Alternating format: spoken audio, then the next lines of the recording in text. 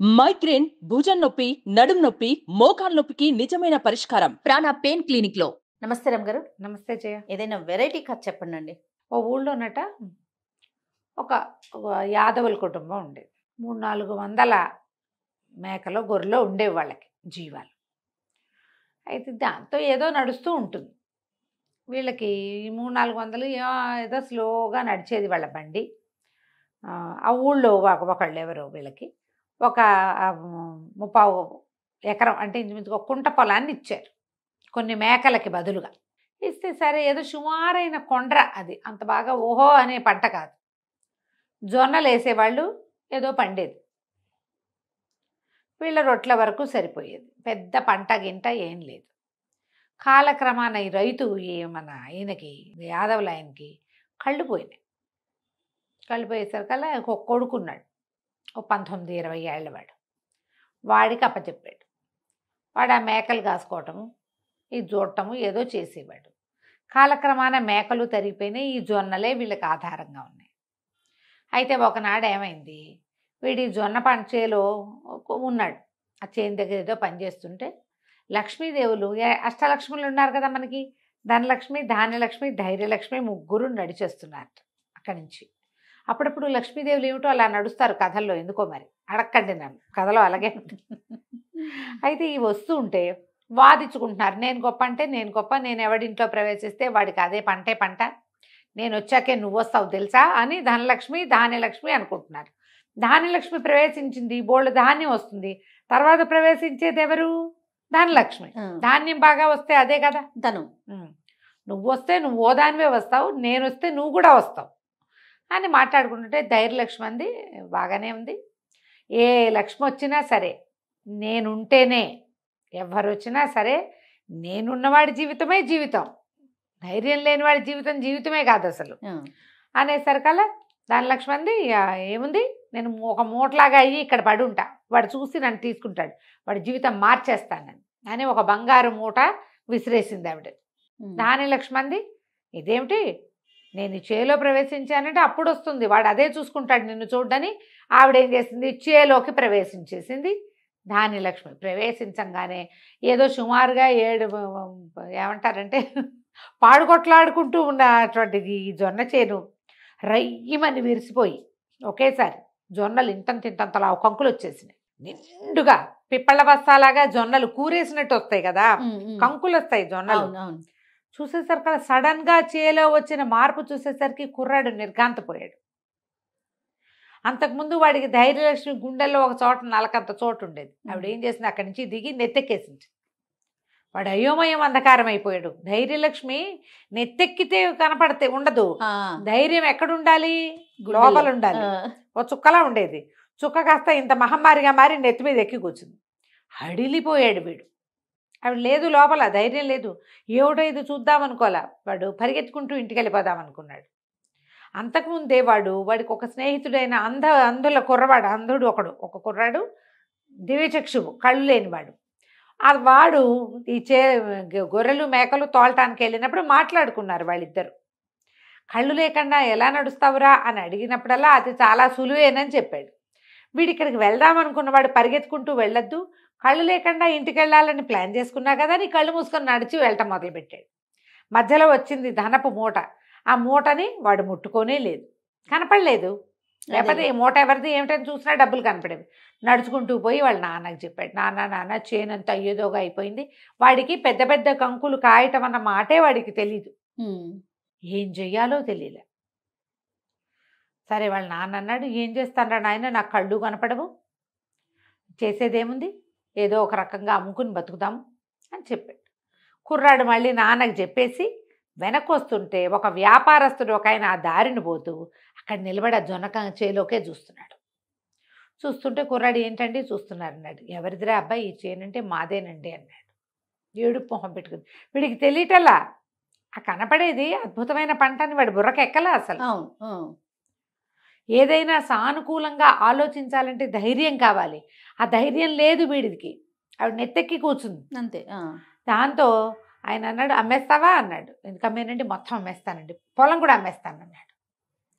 జొన్న పొలం, కుంట పొలము, వ్యాపారస్తుడికి అమ్మేశాడు బోల్డ్ డబ్బులకి. ఆయన చాలా ఎక్కువే ఇచ్చాడు. డబ్బులన్నీ నాన్న చేతికి అప్పచెప్పాడు అమ్మేశానని. అయితే ఆ వ్యాపారస్తుడు అన్నాడు, ఎరా కుర్రాడా, మరి నువ్వు ఎలాగూ చేను లేదు నీకు, ఏం చేస్తావు, నా దగ్గర పని చేయి, రోజు నెలకు 30 రూపాయలు ఇస్తా, తిండి బట్ట నేనే ఇస్తా, పెళ్ళి పేరెంట నేనే చేస్తా, రా నాతోటి అన్నాడు. అనగానే కుర్రాడు ఒప్పుకున్నాడు.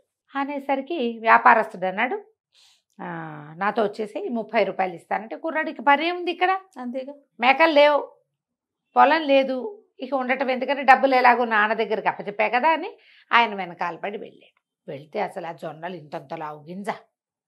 ఆయన ఎట్లా ప్రచారం చేశాడంటే, మా జొన్నలు మామూలు జొన్నలు కాదు, బంగారు పంట పండినట్టు పండుతుంది, దీన్ని పిండి చేయలే, ఇంకా ఆయన విత్తనాలు చేశాడు.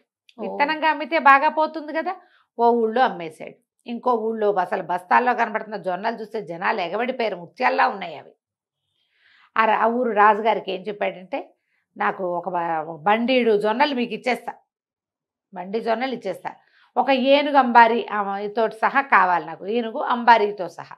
ఆ రాజుగారి దగ్గర 15 ఎన్నో ఏనుగులు ఉన్నాయి. ఇలాంటి గింజలు ఏనాడు కంటితో కూడా చూడలేదు వాళ్ళు. ఆ ఏనుగు అంబారీ వీళ్ళకి అప్పచెప్పారు. ఈయన ఏం చేశాడు, ఆ ఊళ్ళోని చక్కగా మంచి బట్టలు జరి తలపాగా అవి కొని, ఈ మన గొల్ల కుర్రాడు ఉన్నాడు కదా ఈ అబ్బాయి, ఈ కుర్రాడికి చక్కగా బట్టలు అలంకారం చేసి ఆ ఏనుగు మీద కూర్చోబెట్టాడు. ఏనుగుతో సహా ఊళ్ళు తిరగటం మొదలుపెట్టాడు. వాడు తెలివితేటలు. తీసుకెళ్ళి పక్క ఊళ్ళో ఏం చెప్పంటే, బంగారు రాజు గారు, మా రాజుగారి పేరు బంగారు రాజు, బంగారు రాజు గారు, ఈయన ఏలుబడిలో ప్రతి మట్టి ఉంటే చాలు, జొన్న గింజ పడిందంటే 1,00,000 గింజలు వస్తాయి అక్కడ, మామూలుగా ఉండదు, మేము సూపరు, ఇక మా రాజుగారే స్వయంగా అన్ని ఊళ్ళలోనూ ఇలాంటి జొన్నలు పండించాలని తీసుకొచ్చాడని ఈ ఏనుగు అంబారీ కూడా చూపించి వాటిని ఇంకా 3 రేటుకి అమ్ముకున్నాడు. 2 ఊళ్ళు తిరిగేసరికల్లా 3వ ఊళ్ళో రాజుగారికి ఏం పుట్టింది, బంగారు రాజు కుర్రాడైతే చూడడానికి బాగున్నాడు, వాళ్ళ అమ్మాయిని ఇచ్చి పెళ్లి చేద్దామని తోచింది ఆయనకి. అసలు మా ఊళ్ళో ఏ పొలము ఖాళీ ఉండదు, మా ఊరంతా జొన్నలే, జొన్న పంటే పండుతుంది మాకు. రాజుగారు చేత్తోటి వేస్తే ఎలాంటి బ్యారన్ ల్యాండ్లో అయినా సరే ఏమంటారు దాన్ని, ఊషర క్షేత్రం అంటారు, బీడు భూములు, బీడులో కూడా జొన్నలు పండేస్తాయి, మా రాజ్యం అంతా జొన్న పంటేనని చెప్పుకున్నాడు. కుర్రాడు బాగున్నాడు. సరే వాళ్ళు ఏమనుకున్నారు, రాజుగారు పెళ్లి చేస్తామన్నారు. పెళ్లి చేస్తామనేసరికల్లా ఈ కుర్రాడికి పెద్ద భయం, వాడు బిక్క చచ్చిపోయి కూర్చునేవాడు దాని మీద. సరే వివాహం అయిపోయింది. వివాహం అయిపోయాక పొద్దునంతా వివాహ క్రియలన్నీ జరిగాయి, ఏదో భోజనం పెట్టారు, తిన్నాడు, ఏదో చేయమన్నారు చేశాడు. నన్ను ఏదో బలిస్తున్నారేమోనని అనుమానం మొదలైంది. ధైర్యం లేదు లోపల, వాడికి ధైర్యలక్ష్మి లేదు కదా, లేక సరే సాయంకాలం ఏం చేశారు, ఉదయం ఒక అంతఃపురంలోకి ఈవిడ్ని పంపించి రాజకుమార్తె వచ్చింది. ఆ రాజకుమార్తెను చూసేసరికల్లా హడేలిపోయి సాకినో ఢాకినో అనుకున్నాడు. అమ్మ బాబోయ్, ఇంకేముంది, బలి ఇవ్వడానికి లోపల తీసుకుపోతున్నారు, అందుకే ఇంత అలంకారం, ఇన్ని పువ్వులు ఉన్నాయి, మంచం ఉందని అర్థం కాల వాడికి. ఆ రాజకుమార్తె దగ్గరకు వచ్చింది దండం పెట్టాను, భర్తకి దండం పెట్టమంటారు తొలి రాత్రి. దగ్గరకు వచ్చేసరికల్లా ఒక్క తోపు తీసి లగెత్తేసాడు, పరిగెత్తి ఈ వ్యాపారస్తుడు ఉన్న సత్రంలో ఎగిరిపడ్డాడు. పడేసరికల్లా ఆయన చూడడం ఏమిటి, చెంపలు వాయిగొట్టేశాడు ఆయన వ్యాపారస్తుడు. దౌర్భాగ్యుడా, లక్షణంగా పెళ్లి చేస్తే ఇంత పని చేస్తావా, హాత్తేరి అన్నాడు. ఈ ముందు పెళ్ళప్పుడు కూడా ఈయన చెప్పాడు, మా పద్ధతి ప్రకారమే పెళ్ళి అవ్వాలన్నాడు. ఆ పెళ్ళికి కుర్రాడు పెళ్ళి నేను చేసుకోనంటే పెడరెక్కలు విరిచి కట్టి పెళ్లి చేశారు, ఇదే మా పద్ధతి అని. 4 సైనికులు 10 మంది కలిసి వాడిని తాళ్లతో కట్టేసి పల్లకిలో పడేసి మోసుకుపోయారు. ఇదే వాళ్ళ పద్ధతి అనుకున్నారు అక్కడ వాళ్ళు. చితకొట్టేశాడు. చితకొట్టి, ఇంత చక్కటి సంబంధం చేస్తే పెళ్లి చేసుకోవా, నాకు రావాల్సిన సొమ్మంతా పోగొడుతున్నావు నువ్వని ఈ రాజుగారి దగ్గరికి వెళ్ళి ఏం చెప్పాడు, మా రాజకుమారుడికి చాలా లెక్కలండి, అసలు విత్తనం విత్తటానికి టైం చూస్తాడు, రాత్రి ఏనుగు తొండాలంత ధారలతో వానబడిద్దిట, అదే ముహూర్తం అండి, వర్షాలు పడేటప్పుడు పునఃసమాగమం పనికిరాదండి, పునఃసంధానం. ఆ రాకుమారుడు ఒప్పుకోలేదు, బంగారు రాజుగారు అని చెప్పాడు. రాజుగారు ఆశ్చర్యపోయి ఇదేమిటి అని, వాన పడిందా లేదా చూడలే. ఆ ఊళ్ళల్లో ఏమిటి, రాజుగారి ఇల్లు ఒకటే ఉండదుగా, ఆయన కోటలో ఉంటాడు, అంతఃపురం వేరేగా ఉంటుంది. మళ్ళీ ముహూర్తం పెట్టించారు పునఃసమాగమానికి. సరే మళ్ళీ ఏం చేశారు, 2వ రోజు రాత్రి కూడా ఈ కుర్రాడు మళ్ళా యువరాణి దగ్గరికి వెళ్ళేసరికి ఆమెను చూడంగానే పరిగెత్తి వేరే చోటకి పారిపోవటం తెలియలా వాడికి. మళ్ళా వ్యాపారస్తుడు ఉన్న చోటకే వెళ్ళాడు. వెళ్ళగానే ఆయన ఏం చేశాడు, ముందు రోజు చెంపకాయలు వాయించి ఈ పూట చక్కగా సున్నంలోకి ఎముక లేకుండా దంచి పెట్టేశాడు, చిత్త కొట్టేశాడు. కొట్టేసి నువ్వు పెళ్లి చేసుకున్నావు, ఆ అమ్మాయితోటి కాపురం చేసి తీరాలి నువ్వు, లేకపోతే నువ్వు ఈ రాజ్యానికి రావు, నువ్వు రాజువు కాలేవు, నేను మంత్రిని కాలేను. ఈ జొన్నలు ఎక్కడ విత్తినా అక్కడ మొలకెత్తేస్తున్నాయి ధాన్యలక్ష్మి దయ వల్ల. కొట్టాడు. మళ్ళీ రాజుగారి దగ్గర చెప్పాడు, ఏనుగు తలకాయ అంత ధారలతో వాన పడిందండి, ఇట్లా కుదరదు, మంచి ముహూర్తం పెట్టించలేదు మీ వాళ్ళు అని పోట్లాడాడు. రాజుగారు ఆశ్చర్యపోయి సరైన మంచి ముహూర్తం పెట్టండి అంటే మర్నాడు ఇంకొక ముహూర్తం పెట్టారు. వాళ్ళు కూడా ముహూర్తం అంటారేమిటి, 3 రోజులు మంచి ముహూర్తాలే పెట్టామనుకుంటున్నారు. ఇక 3వ నాడు మళ్ళీ పల్లకిలో చేతులు కట్టేసి వీడిని మోసిపోయారు పంతపురానికి. లోపలికి వెళ్తుంటే వాడికి అనిపించింది, ఎన్నిసార్లు పరిగెడతాను, ఇదేదో చచ్చిపోతామనుకుని పరిగెడితే, వస్తామని పరిగెడితే అక్కడికి వెళ్తే చావు దెబ్బలు తినాల్సి వస్తుంది కదా, అదే అందుకని ఆ చావేది ఇక్కడే చచ్చిపోతాం ఒక దెబ్బకే అని చెప్పి ఒక మూల కూర్చున్నాడు. మూల కూర్చునేసరికల్లా ధైర్యలక్ష్మి దిగొచ్చింది నెత్తి మీద నుంచి. ధనలక్ష్మి ధాన్యలక్ష్మి కూడా వచ్చారు. చూసారా, మీరున్నా నేను లేకపోవటం వల్ల వీడికి అనుభవంలోకి రాలా. అవును, ధనము అనుభవంలోకి రాలా, కళ్ళు మూసేసుకున్నాడు. ధాన్యము అనుభవంలోకి రాలా, అమ్మేసుకున్నాడు. పోనీ దానివల్ల వచ్చిన డబ్బైనా వీడికి అనుభవంలోకి వచ్చిందా అంటే వీడు ఇలాగే బట్టలు కట్టుకుంటున్నాడు. సంతోషం ఇది వాడికి, ఏదైనా కొత్త బట్ట కట్టుకున్నాం మనం, సంతోషంగా మనకు కాన్ఫిడెన్స్ తోటి కట్టుకుంటే ఉండే సంతోషం వేరు. వాళ్ళు ఏదో ఇచ్చారు కాబట్టి కట్టుకున్నామని అంటే ఏముండదు.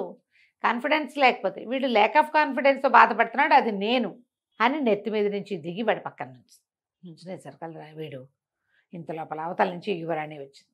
రాగానే వీడు లేచి దగ్గరికి వెళ్ళి పలకరించాడు. తను పెళ్ళామని తెలుసు, మామూలుగా ఉన్నాడు. యువరాణి ఆశ్చర్యపోయింది, ఊరిని ఇంత మామూలుగా ఉన్నాడే, ముందు రోజంతా గోల్ చేసి పరిగెత్తాడు కదా. సరే, భార్యాభర్త దగ్గరయ్యారు. ఈ అబ్బాయి చాలా స్థిమితంగా ఉండిపోయాడు. మర్నాడు పొద్దున చాలా సింపుల్గా రాజుగారికి, ఈయన ఒక వ్యాపారస్తుడని, తన చేలో పండిన జొన్నల వల్లే ఇతను బాగుపడ్డాడని, అందుకే తనని రాజుని చేశాడని ఓపెన్గా చెప్పేశాడు. ధైర్యం వచ్చేసింది. రాజుగారు నిజం చెప్పినందుకు సంతోషించి, నాయనా నీ చేత్తో ఈ జొన్నలు ఇక్కడ విజ్జయి అని చెప్పి వ్యాపారస్తుడికి తగిన బహుమతి ఇచ్చి పంపించేశాడు. నీకు మాకు సంబంధం లేదు, ఇంకా వెళ్ళిపో నువ్వు. కుర్రాడు నార్మల్గా ఉన్నాడు, వీడిని బెదిరించి ఆయన లాక్కుపోలేడు. ఆ తర్వాత ఆ రాజ్యానికి రాజు అయ్యాడు. ఎవరైనా సరే డబ్బులు కాదు వాడికి కావాల్సింది, అంతే లోపల ధైర్యం, కాన్ఫిడెన్స్ అంటాం దాన్ని. ఆ కాన్ఫిడెన్స్ ఉన్నవాడు, వాడి దగ్గర నలకంతున్నా కాన్ఫిడెంట్గానే ఉంటాడు, ఏనుగు తలకాయ ఎంతున్నా కాన్ఫిడెంట్గానే ఉంటాడు. బేసిక్గా వాడికి ఉండవలసిన విషయం ఏమిటి, కాన్ఫిడెన్స్, అంతే. అది చదువులో కావచ్చు, డబ్బుల్లో కావచ్చు, వ్యాపారంలో కావచ్చు, ఉద్యోగంలో కావచ్చు, బతకటానికి కూడా కాన్ఫిడెన్సే కావాలి. కాన్ఫిడెంట్గా జీవించండి. చాలా బాగుంది రమ్మ గారు. నమస్తే. నమస్తే జయ.